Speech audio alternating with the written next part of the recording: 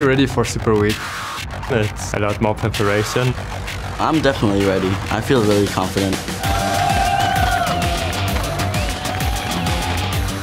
Personally, I'm really prepared for SuperWeek. We had very tough week, so I hope the SuperWeek will be easier. The last couple of SuperWeeks have not been going that well. We need to practice a lot to be able to get some wins now. We're practicing as much as we can, and hopefully it will be enough.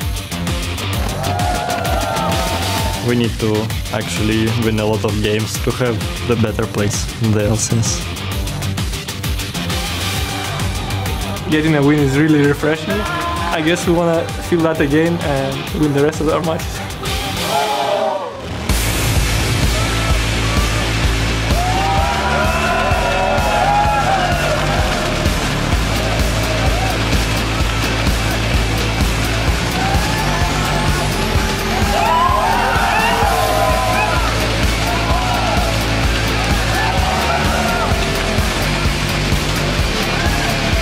Welcome, ladies and gentlemen, to Week 7 of the European League of Legends Championship Series. I am Lee D-Man Smith, and I am joined once again by Martin Deficio-Linger. We are broadcasting to you live from our studios here in Cologne, Germany. We are now halfway through the summer split, and with 16 games ahead in this massive Super Week. And with each team playing 4 times, the standings could be shaking up as we begin to close in on the playoff. And of course, we look towards the World Championship. Yeah, they are getting much closer. Before we get into today's games, let's take a quick look at our standings.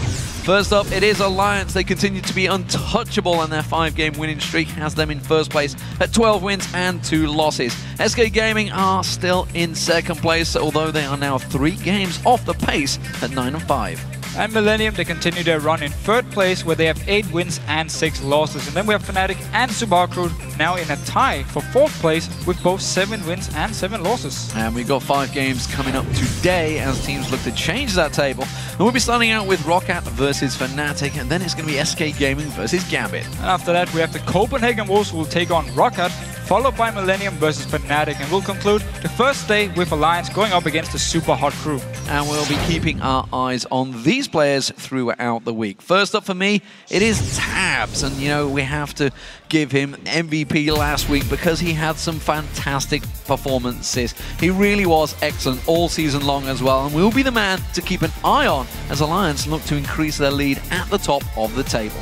Then we have Youngbuck. 4.10 as a patch should benefit him, with Aurelia and Renekton being top picks here in Europe. And the Wolves, they really need him to play like he did in London to help the team move away from the bottom of the standings. Next up for me, it is Reckless. Last week we saw Alina, Mina, Kina Reckless going more aggressive. His team needs that right now, and as they sit tied in 4th place, they will be facing Alliance on Thursday, and will really need him to be on form for that matchup against Abs. Then we have Genja, the mastermind. He had some extra time to research the 4.10 patch, and I expect him to bring out something unexpected this week, which may surprise his opponents and, of course, us, the casters here. His synergy with Edward has looked great, and they have carried multiple games together already for Gambit this split here. And of course, they're chasing towards the playoff spots. Genja could be the hero they need.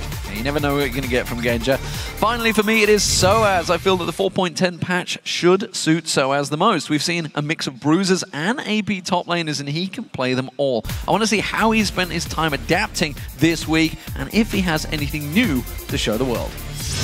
So remember, you can find the stats for all of these players, along with much more, over at lolesports.com. That's also where you'll find today's schedule of games. While you're there, weigh in and let us know who you think will win each matchup. Click the thumbs up next to the team you think will come out on top, and we'll check in before each match to see who you voted for. And to find out how you can join us here in the studio in Cologne to see the European LCS live and in person, just head to the tickets link at the top of the page. Yeah, we'd also like you to join us on Twitter as well. And today we want to know which European LCS team has the strongest pick and bans, and why. So we have to say Alliance, to be honest. They're the #1 team. We always talk about how they mix up the comps, and you never know what they're going to play. Same thing can be said by SuperWeek, though. They kind of mix up things a little bit. Selfie all of a sudden. Nocturne mid lane. Well, some teams come out well in pick and bans, but just can't perform in the game.